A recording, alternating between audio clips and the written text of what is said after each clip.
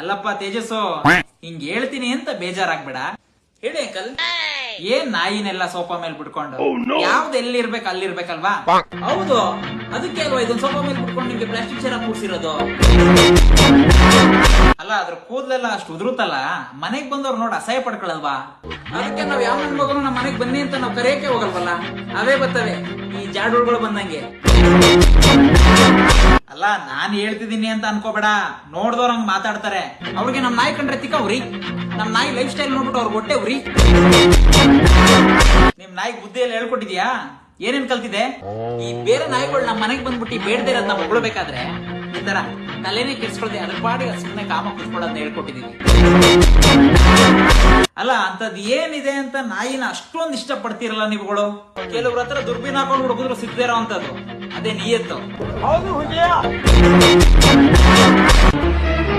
ಏನಯ್ಯ ಮನೆಗ್ ಬಂದಿದ್ದೀನಿ ಅಂತ ಅನ್ಬಿಟ್ಟು ಹಿಂಗ ಅವಮಾನ ಮಾಡೋದ್ ನೀನು? ಆಗ್ಲಿಂದ ಇಂಡೈರೆಕ್ಟ್ ಆಗಿ ಎಲ್ಲ ನನಗೆ ತಾನೇ ಹೇಳ್ತಿರೋದ್ ನೀನು. ಹೇಳೋ, ಸುಮ್ ಕುತ್ಕೊಂಡ್ಬಿಟ್ರೆ ಹೆಂಗೆ? ಮಾತಾಡಯ್ಯ, ನಿನ್ನೆ ಕೇಳ್ತಾ ಇರೋದು, ಮಾತಾಡೋ. ಅಂಕಲ್, ಏನನ್ನಯ್ಯ ಯೋಚನೆ ಮಾಡ್ತಾ ಇದ್ಯಾ?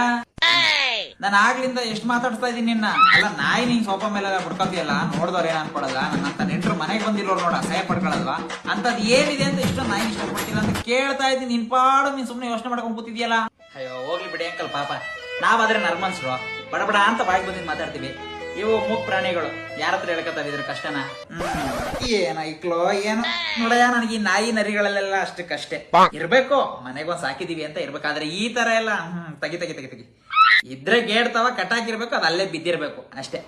ಎದ್ದೇಳೋ ನಿನ್ನ ಅಂತ ಇವ ಏನ್ಗೆ ಅಯ್ಯ ಫಿಲಂ ಡೈಲಾಗ್ ಓದ್ಬಿಟ್ಟು ಕಳಿಸ್ಬಿಡ್ಲಾ? ಬ್ಯಾಡ, ಬಂದಿರೋ ತಪ್ಪು ಒಂದ್ ಲೋಟ ಕಾಫಿ ಕೊಟ್ಟು ಕಳ್ಸೋಣ. ಮೂರ್ತಿ ಅಂಕಲ್ ಬಂದಿದ್ದಾರೆ, ಒಂದ್ ಲೋಟ ಕಾಫಿ ಮಾಡ್ಕೊಂಬರಮ್ಮ. ಕಾಫಿ ಕುಡ್ದು ಹೋಗಿ ಅಂಕಲ್.